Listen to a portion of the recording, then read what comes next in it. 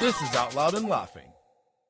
Welcome to another episode of Out Loud and Laughing. Jon and I are so excited today to welcome a master of the pivot as an award-winning storyteller and host of the Life Shift podcast. He explores the single moments that change our lives forever. But before he was topping the charts, he was walking the very halls of Plantation High School with both Jon and I. We are so excited to dig into his It's Just Okay philosophy and a little high school nostalgia. Please welcome Matt Gilhooly to Out Loud and Laughing. Welcome, Matt. Wow, that was a lot more than I actually am. So thank you for that. We're known for our intros here at Out We Loud love our and Laughing. intros, actually. We love them, yes. We like to uplift our guests, you know? You guys don't give yourself enough credit, we've learned. Mm-hmm. It's very true. I think we come on and we turn on this persona when we get on podcasts that we feel like we have to be in a certain line and we can't brag about ourselves. Well, some people do, but you know, this is just a chat. So you don't have to lift me up. You can put me down. We're not there yet, Matt. Yeah, we're till the end of the episode. Yeah, exactly. It's a special segment. No, you're absolutely right. And I think what I really love about podcasts generally is listening to the relationship, listening to the banter, filling in the dead space in the day sometimes. That's why we like to keep ours quick. I know that there are different formats, but you have an incredible show, and I know that I've taken away a lot from it, and just this power that you pull out of people in terms of storytelling. It's just really, really great to hear. So we're happy to have you here today. Well, thank you. I will accept that compliment. We love it. Before we even get into talking a little bit about, your podcast and stuff, we kind of want to just, take the time machine back a little bit. And it's weird because all three of us went to the same high school. We didn't overlap. We overlapped a little bit, but none of us were friends in high school. Right. Right. But I want to talk a little bit about our experiences because it's so rare that we're all in our 40s now. Yeah, we all have this shared experience, but it wasn't really shared, if that makes sense. I wonder if it was the same experience as well. Probably not. Yeah. What was your experience, Matt? I mean, not to date you, but you walked the halls a little bit before Jon and I. We have 4 years. That's too much. It's not too bad, especially now that we're all in our 40s. Yeah, no big deal. Well, actually, funny enough, I had a dream about Plantation High School last night, like a reunion, but it was at this big fancy place, and like lots of people that didn't go to Plantation High School were there, and it was something, but it was definitely a Plantation High School reunion because there were certain people that I remember from my graduating class that were there, and I do my best now to keep in touch with the people I want to, which I think social media makes it much easier. But Plantation High School was my second chance at high school because in 9th grade, I went to a magnet school that was like, 25 miles away from home, getting the bus at 5:30 in the morning to go to Hallandale and experience a block schedule and those kind of things. And I was like, I can't do this anymore. Like, first of all, you're making friends in high school. High school is a place where you kind of find a different identity, I guess, and then you make friends with those people. But if I were to make a lot of friends at Hallandale High School and living in Plantation, you can't really hang out with them, especially before driver's licenses and those kind of things. So I decided to go to my home school, which was Plantation. And 10th, 11th, 12th grade, I had a good time, I think. I was still in this, part of my podcast is all about my own personal journey, but I was still in a cloud of grief of losing my mom when I was a kid. And so I think I was doing a lot of masking and a lot of pretending and a lot of trying to fit whatever mold the high school was trying to put me in. It wasn't student council. I wasn't that group. And so then I kind of gravitated towards the theater side because those people were a little bit more like me. And I was neighbors with Randy Rainbow. And there was a connection there where we were able to kind of spend time away from school, but also like do these fun plays and things like that. So I really found my crew there until senior year, and then all bets were off senior year. So I feel like I sit between, because Bryan and I both did student government, student council, but then I also did drama. Bryan did not. So I feel like I sit at the center of both of you both right now. It's kind of fun. And you were in the new version of the drama there. I was under the direction of Danielle Bonnet, actually. Still good Facebook friends, believe it or not. I had Mr. Kinder, who we ended up naming the stage after and doing a special production for him and brought back students that were in plays from like back to the 80s and came back and performed, and we had a great time. So I do not regret one moment of my theater experience there, even though I was the worst one in the group. But everyone's welcome there. Everyone is welcome on the stage, and you sort of created your own now in this space that you've created online, the Life Shift podcast. And we're going to turn the tables a little bit on you, since you've literally interviewed over 100 people, and you focus on moments that really shifted their lives, hence the name of your podcast. But we want to go back to your shift. You started to touch on it a little bit. You started the Life Shift podcast as a school assignment, but when did it stop sort of becoming homework and start being more important than that, right? And I also want to hear a little bit more of your backstory, because that's what you Mm. started touching on about the loss of your mom. So Sure. What do you want first? whatever feels natural. Yeah, I guess I'll start with the school. So during the pandemic, I was really bored, and it just felt like we were all kind of locked up for a little bit, and we were not seeing people, and work was just easy. And so I was like, oh, why not get a second master's degree? Like, who doesn't need a second one? So I decided to go to UF online, and I got a master's degree in mass communications with the focus in PR. And I decided this time, because I had passed that grief wall or bubble or fog or whatever we called it earlier, I had passed it by this point. And when I did my MBA at 22, 23, I did it because it was the easiest thing to do and it was free. And I thought everyone was going to be impressed that I got an MBA. And so I didn't really challenge myself by getting that. So this time I was like, I'm going to take classes that frighten me.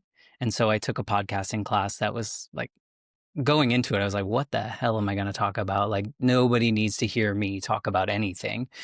But I challenged myself to do it. And then as we were going through the assignments and whatnot, I was like, I gotta do something that means something. Otherwise, I'm just going to come off as phony.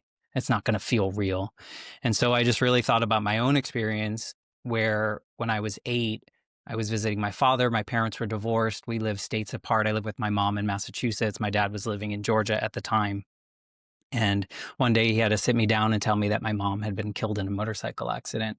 And at that moment in time, like, everything that I knew about my life was totally different. I was going to have to leave the house that I lived in, going to have to live with a parent that I wasn't used to living with. I was going to have to make new friends. And everything felt really like suddenly nothing that I knew about myself was true. Like, it just was so weird.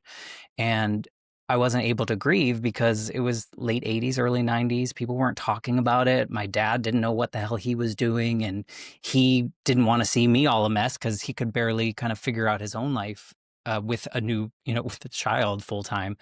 And so I just pushed it down, and I was wondering, like, all along, even in the high school times, like, do other people have these moments in which from one second to the next, everything changes? And so that was why I chose the Life Shift podcast. And to be honest, from the first conversation that I had, even as an assignment, it just felt right. And it wasn't good. I wouldn't go back and listen to that one. But at the same time, it just felt like it was important. It was conversations that I felt like I was not able to have as a teenager or growing up. We were conditioned to not ask the hard questions, not really dig deep into someone, like what makes someone tick. And so now it just felt like permission to do that and hopefully help people that feel totally isolated or alone in whatever circumstance they're going through. So it's just been a wild ride, but like so beautiful. And I'm like, I think of that 8-year-old version of me who had to close everything down and just wish he could hear this version of me, like having these conversations and really learning from other people. So I can't say enough good things about it. It's kind of like the ultimate therapy. At least that's what John and I say with our podcast is we even uncover things that we didn't even know that we Totally. had. And so given your experience and bringing in all of these guests that also have not the same experience, but a experience that kind of shifted their lives as well. I mean, you've had to hold your like a mirror up to yourself many times around these conversations. Yeah, my story is quite different now, the way I tell my story, because I have more layers, because someone will say something and it will validate an experience that I dismissed as weird or stupid or I wouldn't share with anyone else. And I'm like, oh, that is part of my story. And that's made me this version. But had I not had that deep conversation where someone else was being vulnerable, I don't know that I would uncover that. So yeah, my own podcast is basically a gift to myself as well. Before we move on, I just wanted to touch on something that you said about the timing of the 80s and the 90s and where we've come to so far as like a body of a species who now like puts value on awareness of our emotional experiences and the spaces that you are creating. And as I've gone through your body of work, I have found an immense level of comfort, and I think that that's what's so important. Is how simple it is to offer that to somebody just by being vulnerable yourself. And it's a gift. You said it's a gift to yourself. I think it's a gift to everybody, but yeah, it's incredible. And I lastly wanted to say really quickly, if I may, um that this whole mindfulness shift generally has like made it so mainstream that did you guys see Anderson Cooper this year on when he hosted the New York excuse me, yeah, the ball drop? Yeah. He was talking about grief. Hmm. Open the door. That's all It we was need. it's all we Hmm. need is an open door. Permission um to just be ourselves. yeah. But I mean, both of you, I mean, did you perform as you thought other people wanted you to be in high school and college, or were you totally like, I can be myself at any point in time? I Listen, it wasn't definitely until last year for me. Okay.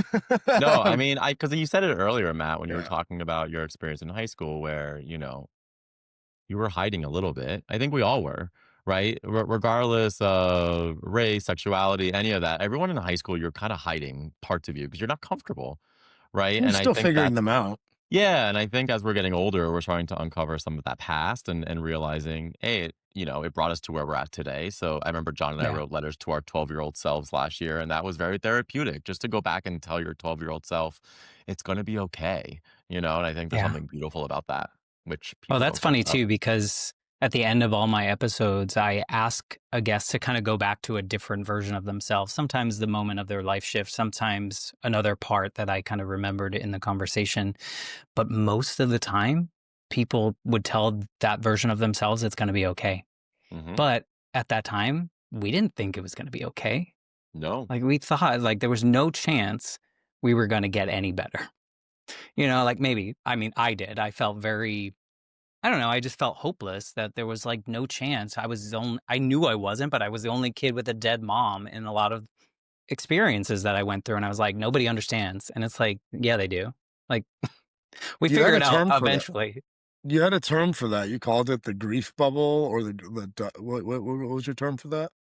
Whatever I called it this time. I think I called it Yeah. the fog that I was in. I think, Yeah. yeah. Well, when you said it, it resonated so Hmm. deeply. Like, I'm like, Hmm. that's exactly what it is. It's like I don't know if I'm ever gonna get better. When is this gonna go away? I am so sad. And it's a fog. You feel so alone, right?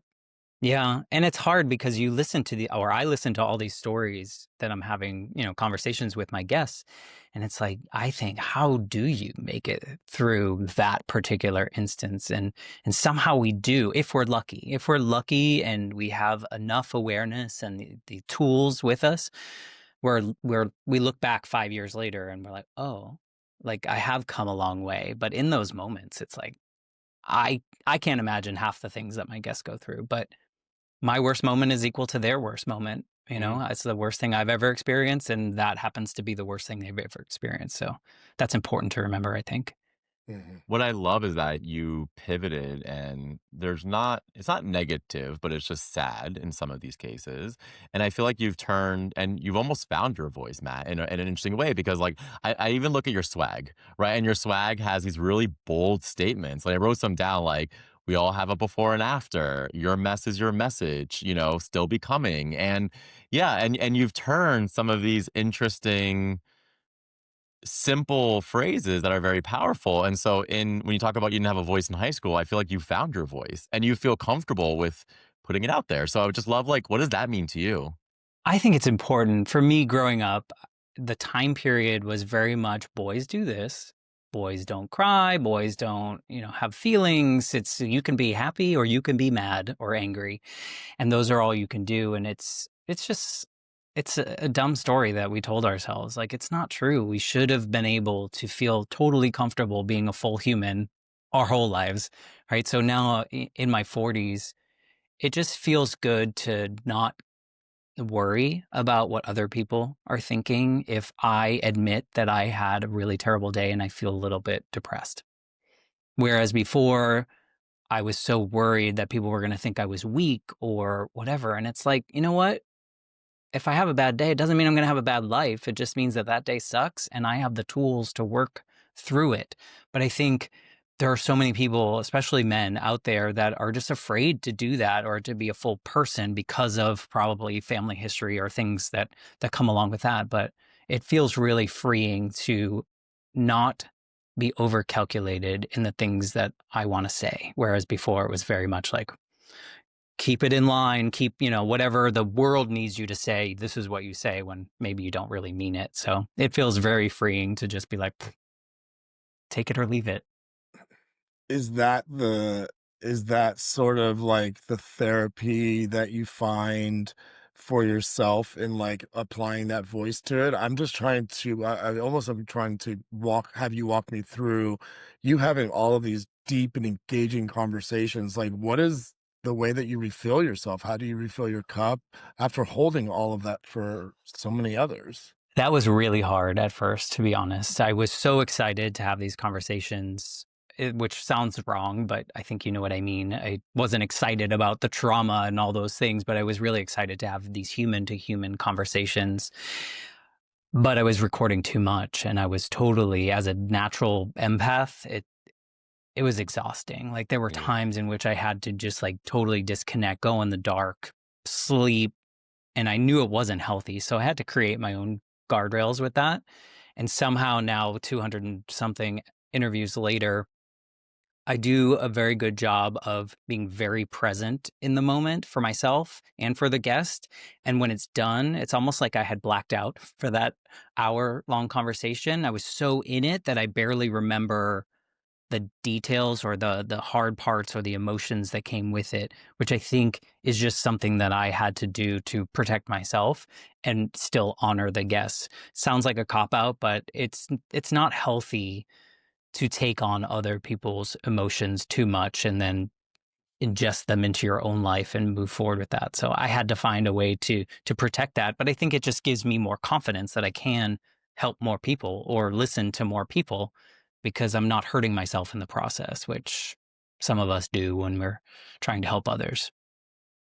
I mean, in that same breath, like you talk about wanting to protect yourself a little bit, but I also think in that same token, you've talked about throwing out the script and being present and listening. Yeah. And so without having a really clear plan and opening yourself, being vulnerable and opening your heart and your mind and your ears, that also has to be slightly hard too. And regardless of how many episodes you're doing and how much. So what's your secret there? I think it's just being fully present because I don't care what I say, Mm, and I tell my guests, yeah, I don't have any questions. I don't do any research beyond a back and forth like intake form to make sure they have really analyzed their life to a life shift moment that we can talk about. But I come in blind and I tell them that my questions are going to come from my own curiosity, my own lived experience, and I give them the out if I ask them something that's totally off the wall or totally inappropriate to tell me that it is, but I don't want to stop myself from asking something that crosses my mind because I did that for 30 plus years.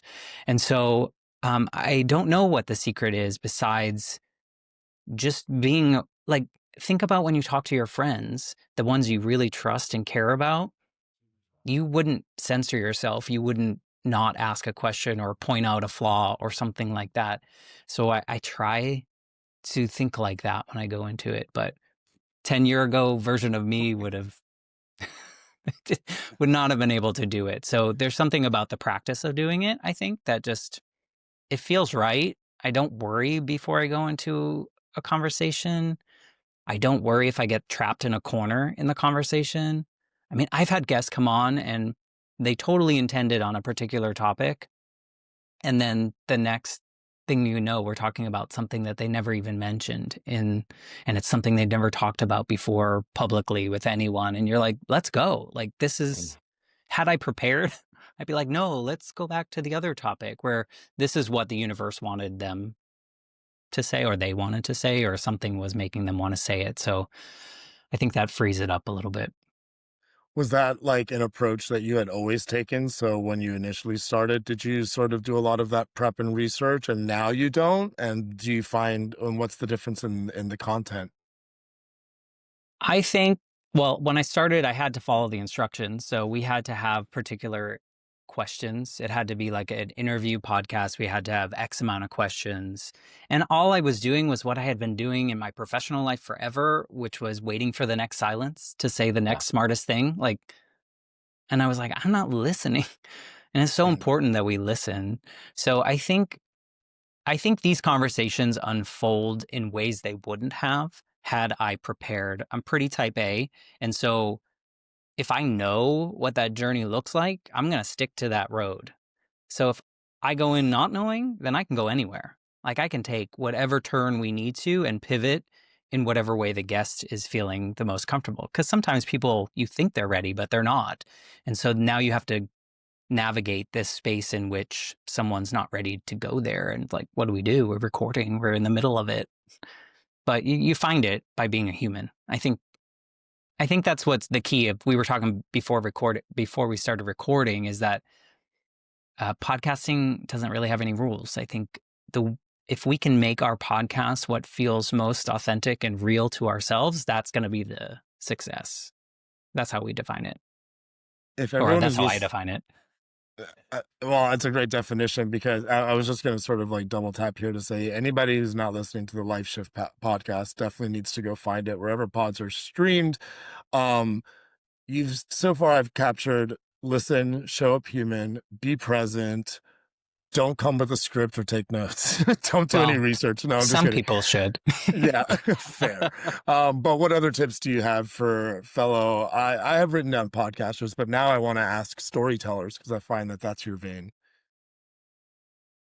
I think the hardest thing for me to learn was to be curious enough and brave enough to ask the question. And not say like I just did.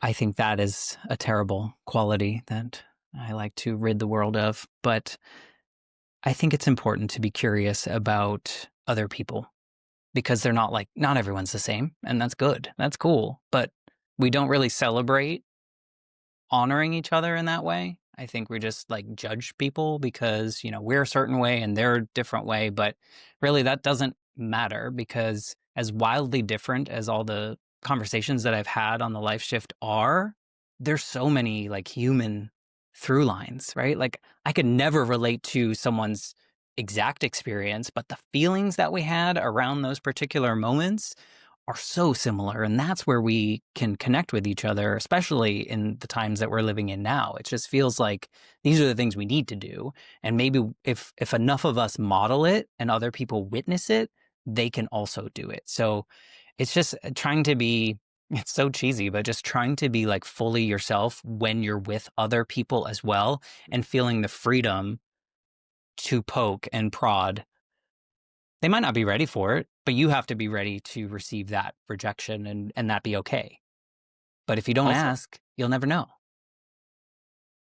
I mean, it's beautifully said. And I think that one of your superpowers is honestly like John and I have each other. You're kind of going into every episode with a new co host. And so you have to figure that out pretty quickly, right? Where Yeah. at least I know John will catch me if I fall and vice versa. And you're putting Yeah. your trust into this other human. And I think that in itself is a superpower. So kudos to you. Yeah.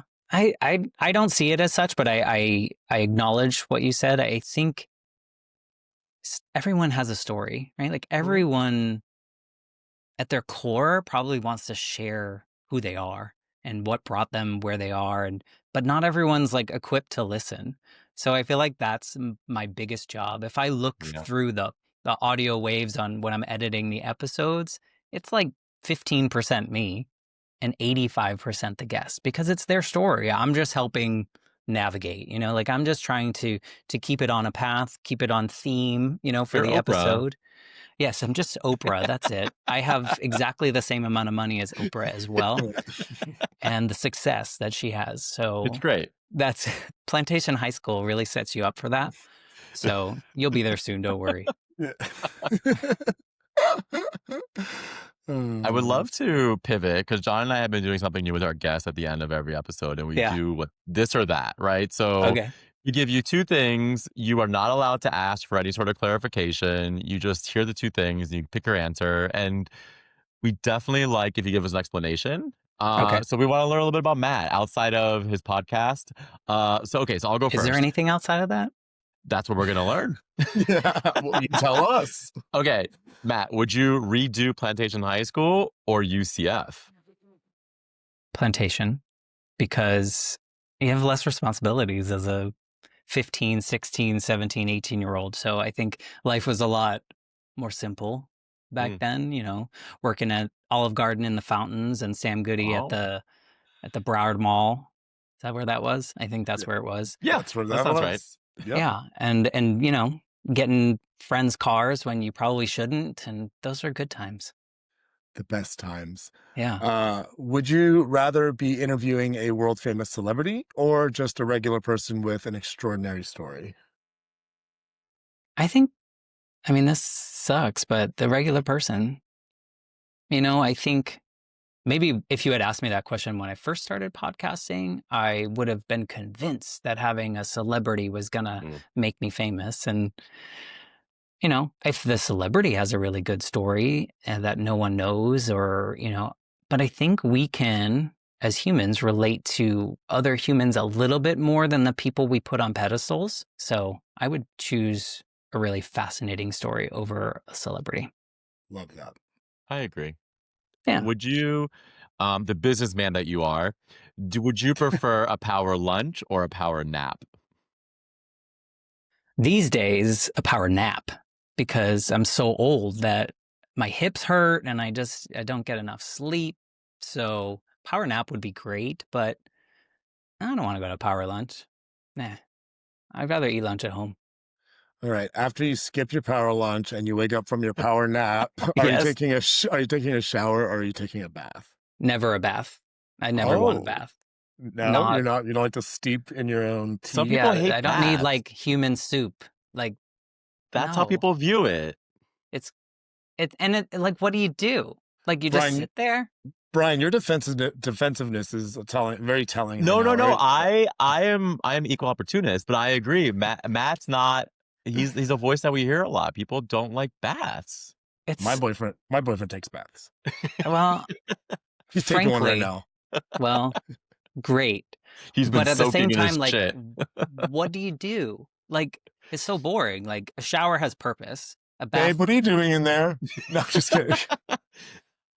you have to shower after you take a bath because you've just been sitting in your human soup. So you have to shower that off. So what's the point?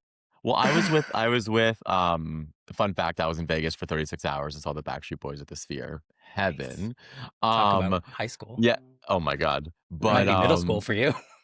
no, it was high school. But one of the moms that I went with, she took a bath and I said, well, what did you do while you were taking a bath? And she's like, well, I watched the movie. And I was like, the whole thing? And she's like, yeah, like 80% of it. And I was like, did the water get cold? Like, I could maybe do 20 I minutes have in the so bath. many questions. So many questions, but apparently you can watch a whole movie in the bath, Matt, if you really wanted to. Yeah, you could also watch it like during your power nap. Yeah, and behind your eyelids, even and Right. dry. Yeah, I love it. Or listen to a podcast with your eyes closed. So right before you hit record on your next episode, do you like total silence or are you more like a hype, listen to some music kind of guy? So that's I'm already in the conversation with the guest before I hit record. So it's kind of, if we go literal here, then we're just talking. So Okay, we're just like, it's almost like, whoops, you didn't know I pressed the button, because I want to check levels and I want to do all the important things from the producing side of it. But no, working a 9 to 5 and then having this podcast and doing it all myself until recently, where I've outsourced some of the editing, it's a lot. It's a lot of work. And so I'm working 9 to 5, and then my recordings will start at 6. And I'll do 2 recordings a week, sometimes on Saturdays, sometimes Tuesday through Thursday. And I need some downtime in between, but it's not like silence. Like I'm just doing like little chore things around the house, or, taking care of the dog, or, whatever it needs to be. So I can roll up in my office at 5:55 for a 6 p.m. recording, make sure everything's set up, get my little in-ears in, and turn on my microphone and pretend I've been sitting here for 10 minutes. So, yeah, I don't know. I didn't choose this or that, so I failed. I think you're doing great. I wouldn't be so hard on yourself. But do you have a Scantron? Because there's no response to put on there. God, now we're aging ourselves. Maybe after this, you can go re-listen to one of your bodies of work and just get re-inspired. But on that note, are you one who wants to be remembered for advice that you've given, or for how you've listened during a conversation? Definitely the latter. Definitely listening. I think what that does for me is people feel heard. And I didn't feel heard after my mom died. I didn't feel like my grief was valid, or something I should be doing or facing or struggling with, because the people around me just didn't have the tools or the awareness to do that. And I think that there are a lot of people our age, even older, that haven't been heard about their stories. And so I think I'd love to be remembered as someone that just listened and made it okay for someone to share the parts that they felt were not okay, because they are. It's like, that's your life. Like you can't hold on to all those mistakes that you made. Like, it just happened, and now you have to figure out what you're not going to do again, or how you're going to move through the world differently. But if no one's listening to you, that voice in your head is just a bastard. Very well said. And this is why I love this game, because the next one is just a total pivot, and I love it. We go from beautiful to Matt, scruff or no scruff? Oh, well, I'm very lazy. So I haven't showered today. Also, I haven't shaved today. So scruff. Well, I'll never be clean shaven either. But I'll never be a full beard either. I can relate to that. I'm never clean shaven either. I'm so jealous. I buzz. Yeah. I can't even, I have patches of no hair all over my face. Yeah, Bryan can't do it. That's sad. He's still 12. Very sad, actually. When mine grows out, I look like Santa Claus, though. So that's another reason in which I don't want it to be too long, because there's only one Santa, and it's not me. When mine grows out, I look illegal, so I got to keep it tight. So, these days. You could get a free trip out of that. Yeah. Speaking of which, where do you prefer living, Florida or Massachusetts? These days, I think I would like to live in Massachusetts. Where are you these days? I'm in Florida now. Yeah. Oh, yeah. But Massachusetts, I would like to go back to Colorado. I think that might be next, or back, not in the mountains where I live, but like maybe Denver or something like that. I need colder. Beautiful.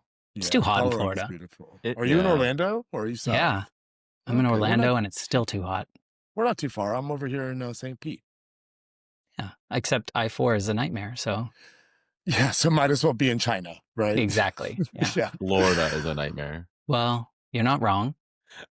No offense to the people that live here. Well, not all of them. Some of them. No, people know. We have to be here. We have to stay here to make things balanced, of course. Oh, well, I guess so. But I'll leave soon. Matt, probably in the next couple of years.